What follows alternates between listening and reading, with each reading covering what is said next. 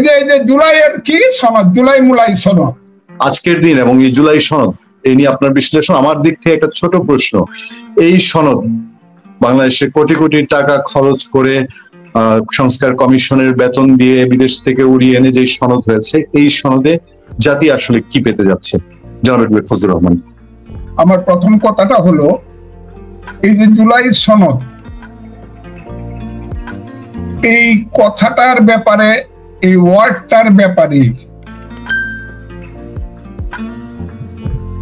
মানুষ খুব ইন্টারেস্টেড না, এবং মানুষের সঙ্গে আমিও খুব ইন্টারেস্টেড। এখন দেশ যাদের হাতে পড়েছে 5ই আগস্টের পরে, তারা এই দেশের কেউই ছিল না একসময়। তাদের বেশিরভাগ বিদেশ থেকে উড়ে এসে, ইউনূস সাহেব সহ, তারা এই দেশটাকে মনে করছে তাদের একটা শস্যক্ষেত্র, এবং এটাকে যে কোনোভাবে ভোগ করার জন্য তারা দেশটাকে নিয়ে একটা তামাশা করছে বলেই মানুষ মনে করে। এবং এই ব্যাপারেও মানুষের সাথে আমি একমত। এই সনদ টনদ করার এরা কিন্তু কেউ না। এরা কারা? এদেরকে কারা নির্বাচিত করল? যদি বলেন যে জুলাই বিপ্লব তাদেরকে সেই ক্ষমতা দিয়েছে, আমি বলবো তাহলে এটা জুলাই তো বিপ্লব না। বিপ্লব হইলে পরে তো সংবিধান থাকার কথাই ছিল না 5ই আগস্টে। এমনকি 8 আগস্টে তো রাষ্ট্রপতির কাছে সংবিধান অনুযায়ী শপথ নেওয়ার কথা ছিল। এখন তো এটা শপথ অনুষ্ঠানটা যেহেতু সংবিধান অনুযায়ী হয়েছে, দেশে রাষ্ট্রপতি আছে, দেশের সরকার আছে, এই সমস্ত কর্মকাণ্ড তো হবে আইন অনুযায়ী, সংবিধান অনুযায়ী। এইসব কর্মকাণ্ড সবকিছু তো জোর করে সংবিধানের বাইরে করা হচ্ছে বলে আমি মনে করি। এটা সংবিধানের ভিতরে না। তারা আজকে যেটা করছে, আরেকদিন যদি কোনো শক্তি কোনো কারণে এইরকম জুলাই আগস্ট বিপ্লব করে আবার যদি ক্ষমতায় আসতে পারে, তখন তারা আরেকটা সনদ করবে। এই যে তামাশা করা দেশটাকে নিয়ে, এই দেশটাকে নিয়ে যে একটা বিদেশি চক্রান্তের খেলা শুরু হয়েছে, সেই খেলার এই অংশ হলো আমি মনে করি জুলাই সনদ। আমি এটা বিশ্বাসও করি না, এবং এটার ব্যাপারে আমার কোনো ইন্টারেস্ট নাই। এটা যারা করছে এরা শুধু তাদের ক্ষমতাকে প্রলম্বিত করতে চায়, তাদের ক্ষমতা ভোগ করতে চায়, এবং এদের পিছনে একটা কালো শক্তি। দেখেন কালো শক্তিটা কেমন, আমি বারবার বলছি, সেই জামাত যারা মুক্তিযুদ্ধের বিরোধী ছিল, স্বাধীনতা সংগ্রামকে যারা কোনোদিনই সমর্থন করে নাই, আজকে সেই চক্রান্ত করে দেখেন নিজেরা এসে দস্তখত করলো। আবার তাদের যে সেই ছেলে পেলে যারা এনসিপি বলা হয়, তাদেরকে বলে দিল তোরা আন্দোলন কর। তাদেরকে পুলিশ লাঠি পেটা করলো, যেটা আমি সমর্থন করি না। রক্তাক্ত করলো, সেটা তো নাই, আমি করি না। কিন্তু ছেলেদেরকে বাইরে রেখে তারা আবার নিজেরা আইসা, এখন আবার জামাত দেখলাম, জামাতের আমির জনাব ডাক্তার শফিকুর রহমান সাহেব আবার দেখলাম, আহা কত খারাপ কাজ হয়ে গেছে। এটা নিয়ে আবার চিন্তা করতে হবে। এই যে একটা দীর্ঘস্থায়ী প্রক্রিয়া, একটা বিনা কারণে একটা দেশের শত শত কোটি টাকা খরচ করে, একটা দেশের মানুষকে বিভ্রান্ত করে, একটা দেশকে অনিশ্চিত অবস্থায় রেখে এই দেশটাকে জাহান্নামে পাঠিয়ে দিয়ে এরা যে খেলাটা খেলছে, একদিন কিন্তু জনগণ জাগবে, এবং সেই জনগণ একদিন কিন্তু তার বিচার করবে। কথাটা আমি বলে দিলাম। এদের এইসব ব্যাপার কিন্তু কোনোটাই পার পাবে না। এখন আপনারা বলতে পারেন আপনার দল বিএনপি তো এখানে গিয়ে দস্তখত করছে, বিএনপি দস্তখত করছে, দল যেহেতু দস্তখত করছে, আমি দলের এই ব্যাপারে সমালোচনায় যাব না। তবে আমি মনে করি শুধু একটা নির্বাচন, ওই যে তারা যে কথাটা বলে, শুধু একটা নির্বাচনের জন্য সবকিছু বিসর্জন দেওয়া যেমন ঠিক না, ঠিক তেমনি নির্বাচনকে দীর্ঘস্থায়ী করার জন্য বিনা কারণে কারণ সৃষ্টি করে একটা দেশের মানুষকে দীর্ঘদিন একটা অসহায় অবস্থার মধ্যে, অনিশ্চিত অবস্থার মধ্যে রেখে যারা দেশের সঙ্গে শত্রুতা করছেন, দুশ্মনী করছে, সেই দেশের শত্রু এবং দুশ্মনদের কিন্তু একসময় বিচার হবে। কথাটা বলে দিলাম। ওই যে ইলেকশন নিয়ে তো আমি কোনো চিন্তাই করি না। কি ইলেকশন? কার ইলেকশন? কারা কারা ইলেকশন করবে? বিএনপি তো করতেই চায় ইলেকশন, কারণ জানে বিএনপি যে ভোট করলে বিএনপি রাষ্ট্র ক্ষমতায় যাবে, তারা দায়িত্ব পাবে, কারণ তারা মেজরিটি সিটে পাস করে, এটা বিএনপি জানে। যদিও ভোটটা এখনো মানুষের কাছে রয়ে গেছে, মানুষ কিভাবে দেখছে এখন আর বলা যাচ্ছে না, কারণ সবকিছু ধুলায় অন্ধকার হয়ে গেছে, দেশ সবকিছু কুয়াশাচ্ছন্ন ধোঁয়াচ্ছন্ন হয়ে গেছে। এইভাবে কে কোথায় কি করছে আমরা তো জানি না, কারণ আমরা এখন দেখতেছি এইটার চেয়েও ওই যে এই যে জুলাইয়ের কি সনদ, জুলাই মুলাই সনদ, এইসব সনদের চেয়ে এখন সবচেয়ে বড় কথা হয়ে দাঁড়াইছে এই দেশের সেনাবাহিনীর সঙ্গে সরকারের যে সম্পর্ক, মানুষের যে সম্পর্ক, আইন আদালতের যে সম্পর্ক এখন সৃষ্টি হচ্ছে। এবং দেশের সামরিক বাহিনীকে যে বিনা কারণে, আমি বলতে চাই না, সামান্য কারণে দেশের সামরিক বাহিনীকে বিভ্রান্ত করা, সামরিক বাহিনীকে প্রশ্নবিদ্ধ করা এবং দেশের সার্বভৌমত্বের প্রতীক সামরিক বাহিনীকে অপমান করার যে খেলা, আইসিটি নামক একটা দরবার বিচারালয় যেটার কোনো আইনগত ভিত্তি নাই, যেটা সৃষ্টি হয়েছিল যুদ্ধ অপরাধী পাকিস্তানিদের বিচার করার জন্য, পাকিস্তানিদের সহযোগীদের বিচার করার জন্য, আলবদর রাজাকার আল সন্দ হত্যাকে দালালদের বিচার করার জন্য, সেই একটা আদালতকে রেখে এইটাকে নিয়ে যা চলছে, আমি জানি না আল্লাহ কোথা, আল্লাহ কি করে, কিন্তু আমার বিশ্বাস এই ধরনের আইনের নামে বেআইনি কার্যকলাপ এবং দেশকে একটা অপমানের দিকে ঠেলে দেওয়া, প্রতিদিন রাত্রে ঘুমাতে পারি নাই, ওই জেনারেলরা কোথায় চলে যাচ্ছে, জেনারেলরা জেলখানায় যাচ্ছে, জেনারেলরা হাত জোর করে এসে দাঁড়াইতে হবে, একটা ছেলে বারবার যার 2 পয়সার অবদান নাই দেশের ব্যাপারে, 2 পয়সা, আলবদর রাজাকারদের পরিবারের ছেলেপেলেরা এখন সেই সব আইন আদালতের মালিক হইয়া কার কার ক্ষমতায় কি যেন কি করছে, দেশটাকে একটা এমন একটা পরিবার সৃষ্টি করছে যে আজকে সামরিক বাহিনী ধ্বংস হয়ে যাওয়ার অবস্থা হয়েছে। এই দেশে সামরিক বাহিনীর বিচার কিভাবে হয় আমরা এই দেশের আইনজীবী আমরাও কিছু জানি। নতুন নতুন আইন করে, নতুন নতুন অর্ডিন্যান্স করে, ওই নতুন নতুন বিচারের প্রক্রিয়া করে নিজের ইচ্ছা মতো বিচার করার নাম তো বিচার না। তাই আমি মনে করি দেশে যা চলছে এটা কোনো দেশ না, এটাতে ইলেকশন হইলো কি হইলো না, কবে হইলো বা হবে না, এইটা নিয়ে আমার কোনো মাথা ব্যথা নাই। তবে আমি এটা মনে করি ইউনূস সাহেবের যাওয়া দরকার, ইউনূস সাহেবের সরকারের যাওয়া দরকার। এই দেশে যে অত্যাচার নির্যাতন যা চলতেছে, মব জাস্টিস, সেগুলা বন্ধ হওয়া দরকার এবং একটা তত্ত্বাবধায়ক সরকারের প্রকৃত আইনের মাধ্যমে একটা তত্ত্বাবধায়ক সরকার সৃষ্টি করে দ্রুত একটা নির্বাচন দিয়ে এইসব লুটেরা শ্রেণী, এইসব বিদেশি শ্রেণী, এইসব লর্ড ক্লাইভের সন্তানেরা এই দেশ থেকে চলে যাওয়া দরকার।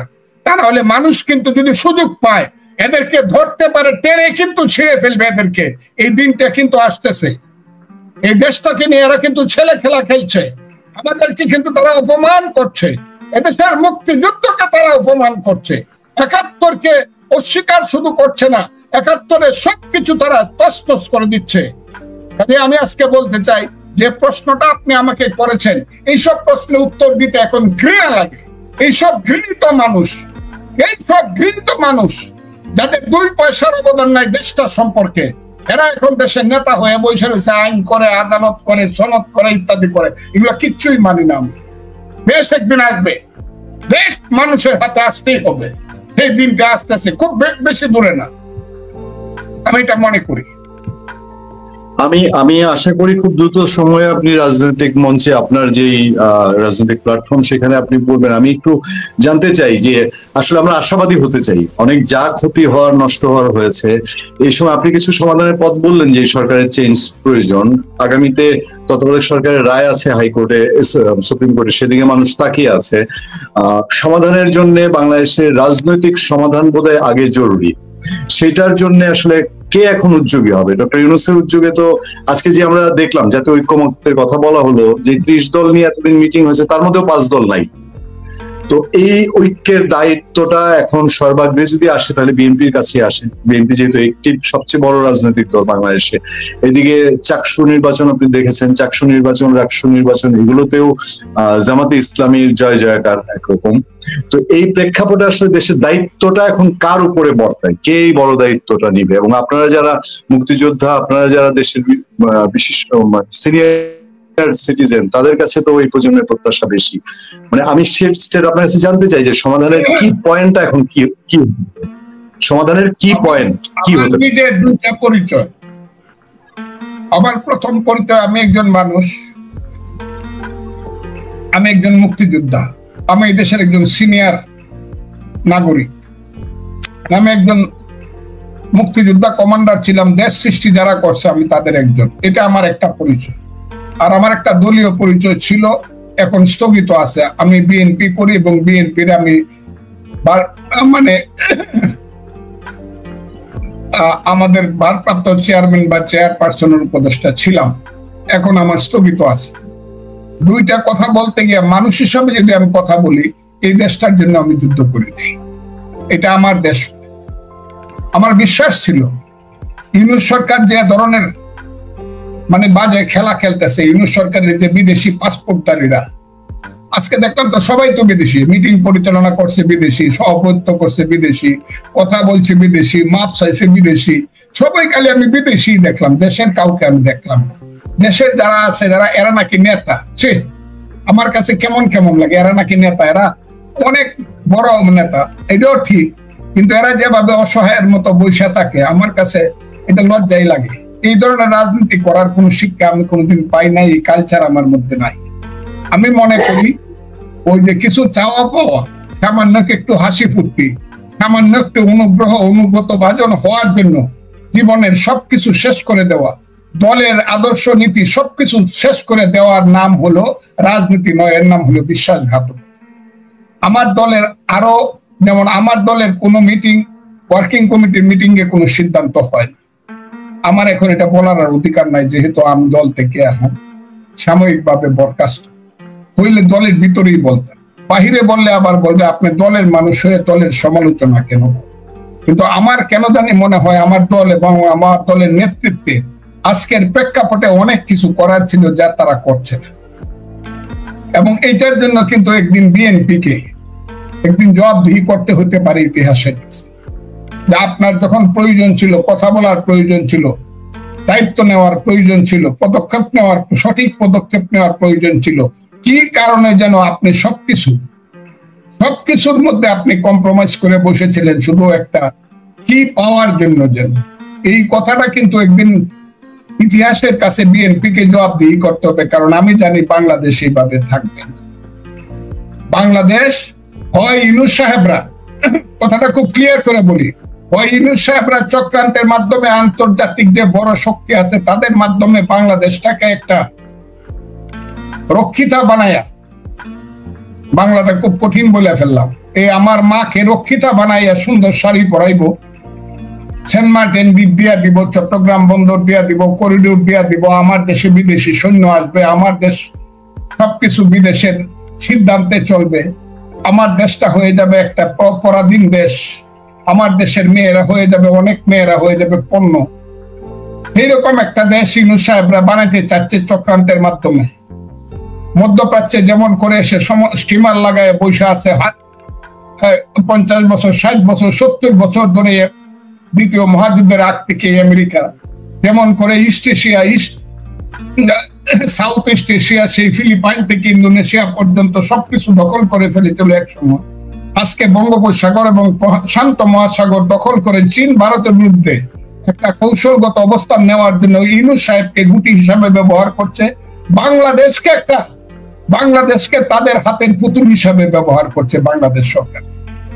হয় তারা জিতবে, ইউনূস সাহেবরা জিতলে এই দেশটা বিদেশিদের হাতে চলে যাবে, আর তা না হলে একদিন যারা এই দেশ সৃষ্টি করছিল শত শত বছর যাবৎ আমাদের যে পূর্বপুরুষরা যুদ্ধ করে যে দেশ স্বাধীন করতে পারে নাই, যে দেশের মানুষকে স্বাধীনতা দিতে পারে নাই, যে দেশটা 71 সনে একদিন মুক্তিযোদ্ধারা যুদ্ধ করে এদেশের রাজনীতিবিদদের নেতৃত্বে বঙ্গবন্ধু শেখ মুজিবুর রহমান সহ সামরিক বাহিনীর general Usmani, major Zia, major Khaled Mosharraf, কত নাম বলবো, তাদের নেতৃত্বে যুদ্ধ করে, মুজিবনগর সরকার ছিল তাজউদ্দিন সৈয়দ নজরুলের নেতৃত্বে আমরা যুদ্ধ করেছিলাম, হাজারে হাজারে লাখে লাখে মুক্তিযোদ্ধা, 30 লক্ষ লোক আমরা শহীদ হয়েছিলাম।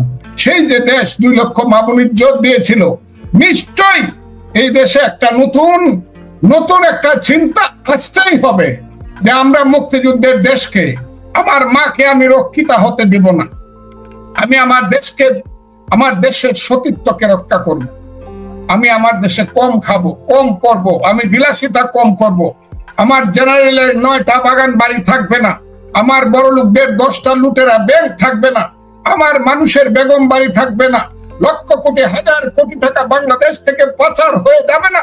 আমার দেশ চলবে মনুষ্যত্ব এবং বিবেকের মাধ্যমে, আইনের মাধ্যমে, গণতন্ত্রের মাধ্যমে, মানবতার সাম্যের মাধ্যমে, ধর্মনিরপেক্ষতার মাধ্যমে আমার দেশটা চলবে। আমি সঠিকভাবে চলার চেষ্টা করব। আমার চিন্তা হবে জ্ঞানে বিজ্ঞানে, আধুনিকতায় বাংলাদেশকে পৃথিবীর সমসাময়িক একটা দেশ হিসেবে গড়ে তোলার জন্য। একদিন যে যুদ্ধ করেছিলাম সেই দেশটা আবার ফিরিয়ে আনতে হবে। সেই ধরনের একটা রাজনৈতিক যুদ্ধ কিন্তু হবে। আমি কিন্তু বলে দিলাম, দেশ কিন্তু এইসব রাজাকার আলবদরদের নেতৃত্ব প্রতিষ্ঠা করার জন্য এই দেশকে আমরা সৃষ্টি করি নাই। এইসব রাজাকারের বাচ্চারা প্রত্যেক দিন বাংলাদেশ নিয়ে নেতৃত্ব করবে। আর দেশের মুক্তিযোদ্ধারা এই দেশে কুকুরের মতো রাজপথে থেকে মেরি কুকুরের মতো মরতে হবে। আমরা এই দেশটা সৃষ্টি করি নাই।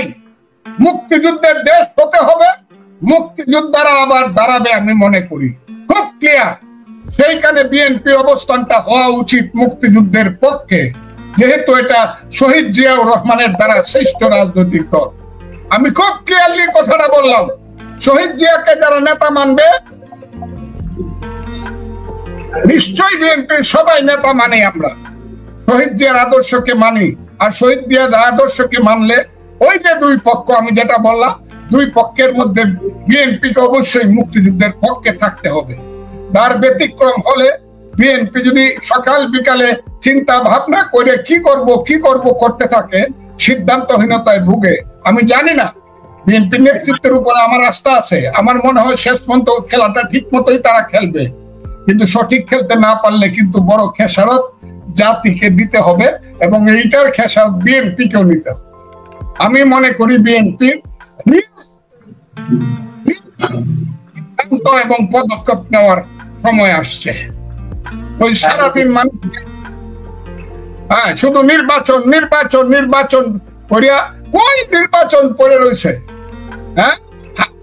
বিয়েই করছি না, আগে হাড়ি পাতিল কোথায় কিনতে হবে, গাই কোথায় কিনবো, বাছুর কত দুধ দিবে, এইগুলি নিয়ে চিন্তা ভাবনা শুরু হয়েছে। দেশ শেষ হয়ে যেতেছে, দেশের সমস্ত কিছু ধ্বংস হয়ে যাচ্ছে, দেশ পরাধীন হয়ে গেছে, দেশ এখন বিদেশিরা চালায়। বিএনপির এই জায়গাতে চিন্তা করা উচিত আমি মনে করি, এবং আমার বিশ্বাস আমাদের দলের নেত্রী আল্লাহর রহমতে সুস্থ হবে বা সুস্থতার পথে আছে। আমাদের নেতা জনাব তারেক রহমান সাহেব আছেন, আমাদের স্থায়ী কমিটির সদস্যরা আছেন, খুব গভীরভাবে চিন্তা করিয়া পদক্ষেপ নেবে। ওই যে ছেলের মুখে আচার খাওয়া, ছেলে পেলেরা যা কইব তাই হবে দেশে, আর মুক্তিযুদ্ধের রাজাকাররা যা কইব তাই দেশে হইতে হবে, এটা কিন্তু শেষ কথা না। শেষ কথা কিন্তু আরো আছে, শেষ কথা কিন্তু আরো আছে, কথাটা বলে দিলাম। এটা যারা বুঝে না, যাদের এই দূরদৃষ্টি নাই, দিব্য দৃষ্টি নাই, তাদের রাজনীতি করা উচিত না। আমি অত্যন্ত বিনয় এবং সম্মানের সঙ্গে জানাতে চাই জনাব ফজলুর রহমান, আমরা সরাসরি লাইভ অনুষ্ঠান আছে, আমাদের এই লাইভ শোতে আমাদের অনেক দর্শক অনেক কমেন্ট করছেন। আমি যদি আপনার অনুমতির সাপেক্ষে অনুমতি দেন, আমি কয়েকটা কমেন্ট একটু আপনাকে শোনাতে চাই। নিশ্চয়ই আপনাকে উদ্দেশ্য করেও কিছু কমেন্ট আছে, যদি 1 মিনিট বা 1.5 মিনিট, 3-4টার বেশি, অসংখ্য কমেন্ট, শত শত কমেন্ট এসছে। যদি আপনি অনুমতি দেন, আপনার অনুমতির সাপেক্ষে আমি 2-3টা কমেন্ট একটু পড়তে চাই। আমার মনে হয় এর মধ্যে দর্শকদের প্রতি আমাদের একটু সম্মান জানানোর বিষয় থাকে। আপনার অনুমতি চাচ্ছিলাম জনাব ফজলুর রহমান। অন্তত 5 থেকে 7টা কমেন্ট আমি দেখেছি। সেলুট বীর মুক্তিযোদ্ধা অ্যাডভোকেট ফজলুর রহমান, তারপর লড়াই লড়াই লড়াই চাই, জয় বাংলা, এই স্লোগানগুলো তো আছেই। এগুলো নিশ্চয়ই আওয়ামী লীগ সমর্থক, বিএনপি সমর্থক, সব দলের সমর্থকই আমাদের এখানে তারা করছেন। বিরচিত অভিনন্দন বীর মুক্তিযোদ্ধা ফজলুর রহমান জিন্দাবাদ। তারপর আরো অসংখ্য কমেন্টে এই সরকারের সমালোচনা করেছেন। আমি তার মধ্যে থেকে উল্লেখযোগ্য বীর বাঙালি অস্ত্র ধরো, বাংলাদেশ আবার স্বাধীন করো, দেশ নিয়ে খুব হাপিত্তিশ করছেন অনেকেই। ফজলুর রহমান ভাইয়ের মতো বীর নেতৃবৃন্দ এখন আমাদের ভরসা। অনেক পরে আসলেন, অনেকদিন পরে আসলেন, অপেক্ষা করছেন। আমাদের দর্শকরা অনেক দীর্ঘ সময় অপেক্ষা করেন আমাদের বীর মুক্তিযোদ্ধা ফজলুর রহমানের রাজনৈতিক বিশ্লেষণ জানার জন্য। আমি শেষ করতে চাই একটা অংশ দিয়ে এই বিষয়ে, যেহেতু দীর্ঘ সময় আমাদের দর্শকরা আপনাকে পাননি। আপনি জানেন যে এই সরকারের এখন যারা উপদেষ্টা পরিষদ আছেন তাদেরকে নিয়ে গত কিছুদিন ধরে খুব কথাবার্তা চলছে। এই উপদেষ্টা পরিষদকে এখন আমরা যদি মোটা দাগে বলি, বিএনপিও বিশ্বাস করে না, জামাতে ইসলাম বিশ্বাস করে না, এনসিপিও বিশ্বাস করে না। বিএনপি অনেক আগে থেকে অভিযোগ করেছে যে উপদেষ্টা পরিষদে জামাতের মানুষজন আছেন এবং তারা অনেকে নিরপেক্ষতা হারিয়েছেন। এনসিপি রিসেন্টলি অভিযোগ করছে আনুষ্ঠানিকভাবে, তারা দল হিসাবে করেছে, তাদের নাহিদ ইসলাম বলেছে যে উপদেষ্টারা এক্সিট খুঁজছেন সাংঘাতিক ভাবে এবং বিভিন্ন রাজনৈতিক দলের সঙ্গে ব্যালেন্স করছেন। জামাত বলছে তাদের কাছে কল রেকর্ড আছে উপদেষ্টাদের, যেখানে তারা জানে যে তারা অন্য দলকে সাপোর্ট করার চেষ্টা করছে। আর সাধারণ মানুষের মধ্যে সবচেয়ে বেশি আলোচনা উপদেষ্টাদের কারো কারো দুর্নীতিতে জড়িয়ে যাওয়ার অভিযোগ। ফজলুর রহমান হঠাৎ করেই এই এক্সিটের আলাপ এবং নির্বাচনের এখনো 4.5 মাস বাকি, এই বিষয়টি আপনি কিভাবে দেখছেন? আমি দর্শকদের উদ্দেশ্যে এই মূল্যায়নটা জেনে আজকে নিশ্চয়ই শেষ করবো। ফজলুর রহমান 7 থেকে পড়ছি, birds of same feather flock together, সুরে সুরে মাসতুতু ভাই। এটা বিভিন্ন ধরনের কূটকৌশল, এরা সব এক। ইউনূস সাহেব, জামাতে ইসলাম, এনসিপি, আরো অন্যান্য যারা আছে উপদেষ্টারা সব এক, কিন্তু এরা নিজেদের মধ্যে রাতের বেলায় পরামর্শ করে কে কি কথা বলবে, কে কার বিরুদ্ধে কথা বলবে, মানুষকে ব্যতিব্যস্ত এবং বিভ্রান্ত রাখার জন্য সেই কারণে গত 13 মাস যাবত এই কাজগুলো তারা করতেছে। এই যে ছেলে পেলেরা যারা আজকে মিছিল করছে, এরা আজকে দস্তখত করে নাই, কিন্তু জামাত কিন্তু বলছে এদেরকে ছাড়া তো ওইটা পাস হইতে পারে না। এখন ওই যে আপনি মেয়ের বাড়িতে বর গেল না, বরের বাপ গেল, বরযাত্রী গেল, সব গেল, ঢোল গেল, নাগারসি গেল, কিন্তু বর গেল না পাগড়ি মাথায় দিয়া, সেই বিয়েটা কিন্তু হবে না।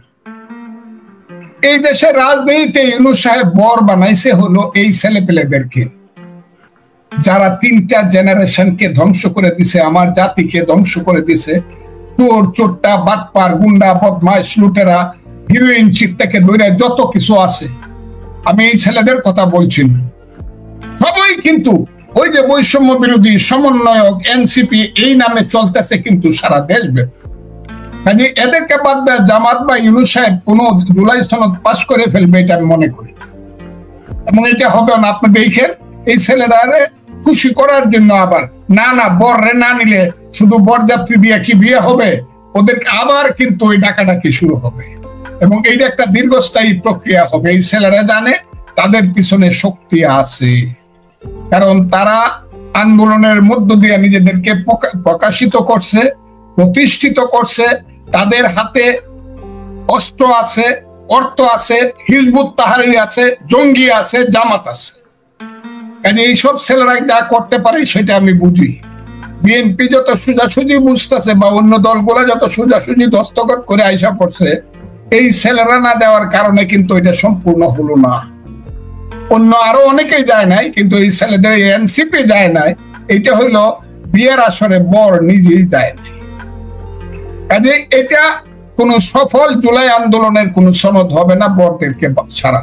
1 2 নম্বর হইলো, আমি খুব ক্লিয়ারলি বলি, জুলাই আন্দোলন, আগস্ট আন্দোলন যত কথাই বলেন তার 2টা রূপ। একটা রূপ বিএনপির নেতৃত্বে, তারেক রহমানের নেতৃত্বে গণতান্ত্রিক রূপের একটা আন্দোলন 15 বছর যাবত চলছে, আমি বলতে বলতে আমার মুখ ব্যথা হয়ে গেছে। আরেকটা হলো ষড়যন্ত্রমূলক আন্দোলন 5ই আগস্ট, যা এখন হচ্ছে। এই ধরনের ষড়যন্ত্র সারা পৃথিবীতে কোন দেশের কোন জাতির মধ্যে আন্দোলনের মধ্য দিয়ে হয় নাই। শ্রীলঙ্কাতে 4 বছর আগে একটা আন্দোলন হয়েছে, দেখেন তার রেজাল্ট দেখেন। আমাদের অনেক পরে নেপালে একটা আন্দোলন হয়েছে, দেখেন ওই যে 5ই মার্চে ইলেকশন হয়ে যাবে। আমাদের মতো এই ধরনের নিকৃষ্ট শ্রেণীর কুরাজনীতি, নিচ প্রকৃতির রাজনীতি, নিচ প্রকৃতির উপদেষ্টা, প্রধান উপদেষ্টা মানুষ কি নেপালে আছে? তারা কি এরকম? আমরা তাহলে চোর চোরটাদের একটা দেশ বানাইছি, স্বার্থপর লুটেরাদের একটা দেশ বানাইছি, ক্ষমতাকে আঁকড়ে